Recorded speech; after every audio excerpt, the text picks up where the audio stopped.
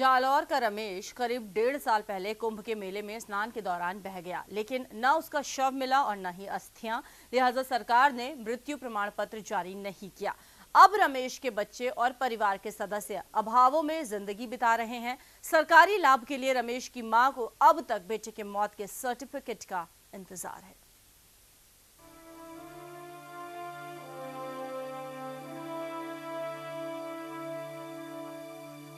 इस कच्चे घर की बदहाली ये तस्वीरें साफ बयां कर रही है। रमेश कुंभ के मेले में क्या गया, इस परिवार पर दुखों का पहाड़ टूट पड़ा। स्नान के दौरान एक हादसा हुआ और रमेश मथुरा के ब्रह्म घाट से उफनती नदी में बह गया। उसका न शव मिला और न अस्थियां। उस हादसे को 1.5 साल बीत गया। प्रशासन ने परिवार को रमेश का मृत्यु सर्टिफिकेट नहीं दिया और अब ये परिवार गरीबी में इस उम्मीद के साथ वक्त काट रहा है कि रमेश की मौत का सर्टिफिकेट मिलेगा और प्रशासन उनकी सुध लेगा।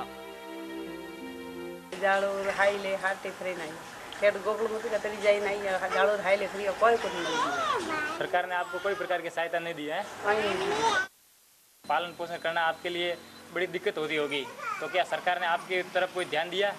क्या कोई प्रकार की सहायता की आपसे? कोई सहायता नहीं। क्या सरकार ने सरकार द्वारा चलाई जा रही विभिन्न प्रकार की योजनाओं से लाभान्वित किया आपको?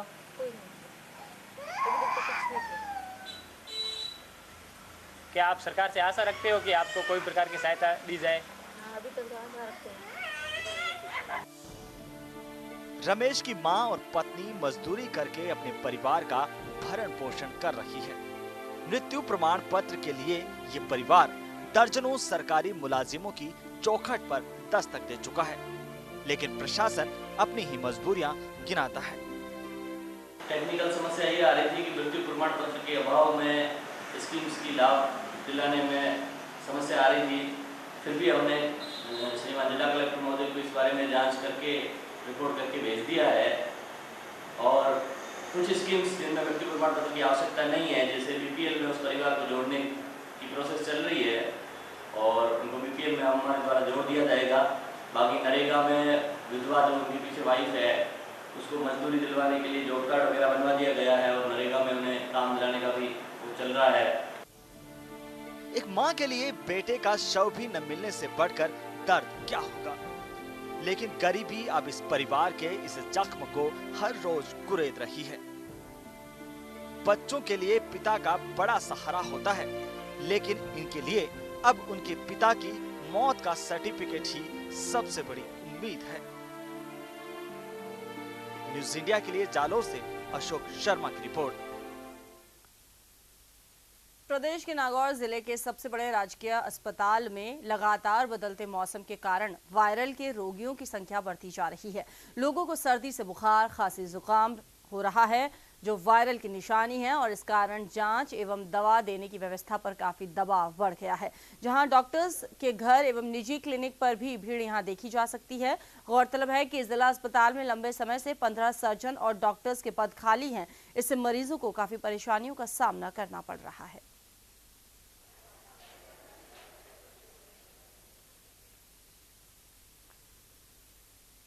झालावाड़ शहर में कोतवाली पुलिस ने कार्रवाई करते हुए जुआ खेलते हुए 18 लोगों को गिरफ्तार किया, जबकि एक पुलिस को चकमा देकर भाग गया है। गिरफ्तार लोगों में 7 युवतियां भी शामिल हैं। पुलिस ने मौके से 67,000 रुपए नगद और 10 लग्जरी गाड़ियां जब्त की हैं। जानकारी के मुताबिक कांग्रेस अल्पसंख्यक मोर्चे के जिला अध्यक्ष मुकाम बेग की आरा मशीन फैक्ट्री में यह गोरख धंधा संचालित हो रहा था। कांग्रेस नेता भी पुलिस के हत्थे चढ़ गया है। बताया जा रहा है कि पकड़े गए लोग रसूखदार परिवारों से ताल्लुक रखते हैं।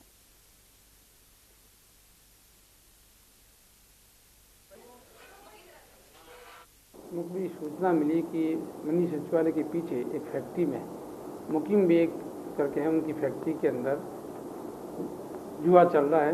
इस पे थानाधिकारी कोतवाली ने अधिकारियों को किया। डीएसपी साहब के नेतृत्व में पर्याप्त पुलिस जाब्ते के साथ में उस फैक्ट्री पर दबिश दी गई। रेड के अंदर 18 व्यक्तियों में से एक व्यक्ति भाग गया। 17 व्यक्तियों को गिरफ्तार किया जुआ खेलते हुए ताश से रुपये दांव पे लगाकर। और 7 लड़कियों में से लड़की वहाँ नाच रही थी, बाकी लड़कियाँ वहाँ बैठी जुआरी के पास बैठी थी, देख रही थी। उन्हें भी झुंझुनू कोतवाली पुलिस ने बड़ी कार्रवाई करते हुए 5 जुआरियों को गिरफ्तार कर 87,000 रुपए जब्त किए हैं। पुलिस को यहां चावो मंदिर के पीछे इलाके में जुआ खेलने की खबर मिली थी। पुलिस ने मौके पर दबिश दी और वहां 5 जुआरियों को जुआ खेलते हुए गिरफ्तार किया। 5 आरोपियों से 87,000 रुपए जब्त किए गए। साथ ही एक लैपटॉप और 6 मोबाइल सहित कई पर्चियां और गोटियां जब्त की हैं।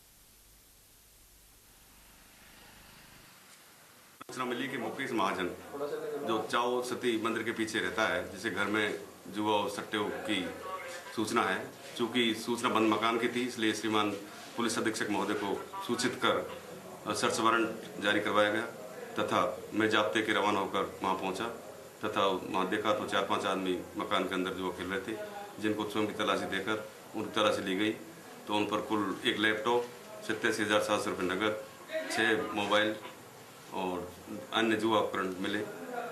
मुकेश तथा अन्य 5 को गिरफ्तार कर थाने पर लाया तथा उनके खिलाफ 13 आरोपी मुकदमा दर्ज कर अनुसंधान। जोधपुर के पाल गांव प्रकरण में दोषी पुलिसकर्मियों के खिलाफ कोई कार्रवाई नहीं होने पर किसान संघर्ष समिति ने नाराजगी जाहिर की है। गौरतलब है कि 23 अगस्त को छात्र संघ चुनाव परिणाम आने के बाद पाल गांव में पुलिस ने महिलाओं और बुजुर्गों से मारपीट और लूटपाट की थी, लेकिन इतने दिन बीत जाने के बाद भी इस मामले में कोई कार्रवाई नहीं हुई है। जबकि इस मामले में किसान संघर्ष समिति ने दोषी पुलिस कर्मचारियों को निलंबित करने और मामले की निष्पक्ष जांच सीबीआई से करवाने की मांग की है। मांगे नहीं माने जाने पर किसान संघर्ष समिति 11 सितंबर को जिला कलेक्टर कार्यालय के बाहर प्रदर्शन करेगी और धरना देगी।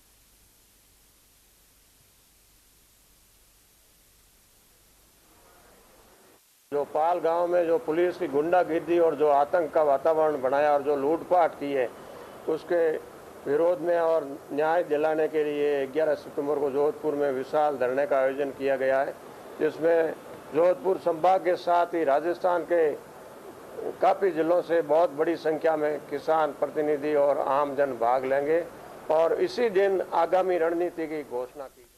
अलवर जिले के मालाखेड़ा थाना इलाके में एक ट्रैक्टर ट्रॉली चालक की हत्या के आरोपियों की गिरफ्तारी की मांग को लेकर ग्रामीणों ने जोरदार प्रदर्शन किया। गौरतलब है कि अज्ञात लोगों ने बजरी से भरे ट्रैक्टर ट्रॉली चालक की गोली मारकर हत्या कर दी और ट्रैक्टर ट्रॉली लूट कर ले गए। हत्या की सूचना मिलते ही ग्रामीण आक्रोशित हो गए और अस्पताल की मोर्चरी के बाहर प्रदर्शन करने लगे। लोगों ने पुलिस और प्रशासन के खिलाफ जमकर नारेबाजी की और शव उठाने से मना कर दिया। प्रदर्शन कर रहे लोगों ने कहा है कि शिकायत दर्ज कराने के बाद भी पुलिस आरोपियों को गिरफ्तार नहीं कर रही है।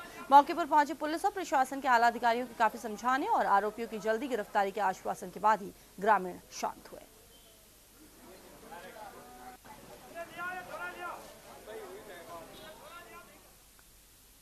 जालौर जिले के जसवंतपुरा थाना इलाके में एक युवक की हत्या का मामला सामने आया है। युवक का शव झाड़ियों में मिला। मामले की जांच में जुटी पुलिस के मुताबिक युवक की गला घोंटकर हत्या की गई है। शव पर फंदे के अलावा चोटों के निशान भी हैं।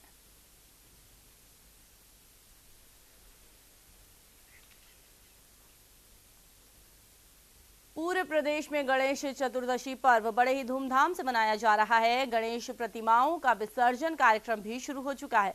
लोगों में गणपति विसर्जन को लेकर खासा उत्साह देखा जा रहा है। सीकर के लक्ष्मणगढ़ कस्बे में 10 दिवसीय गणेश महोत्सव के बाद रविवार को बड़े धूमधाम से गणपति बप्पा की प्रतिमा को विसर्जित किया गया।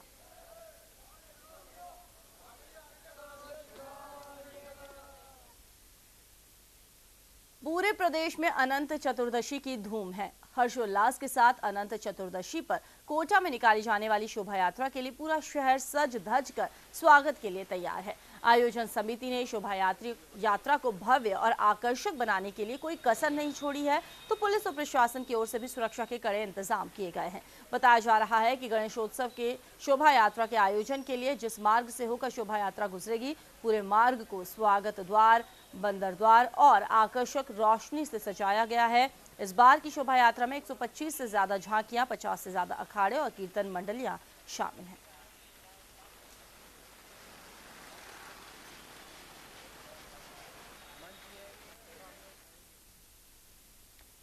इसी के साथ इस बुलेटिन में इतना ही। नमस्कार।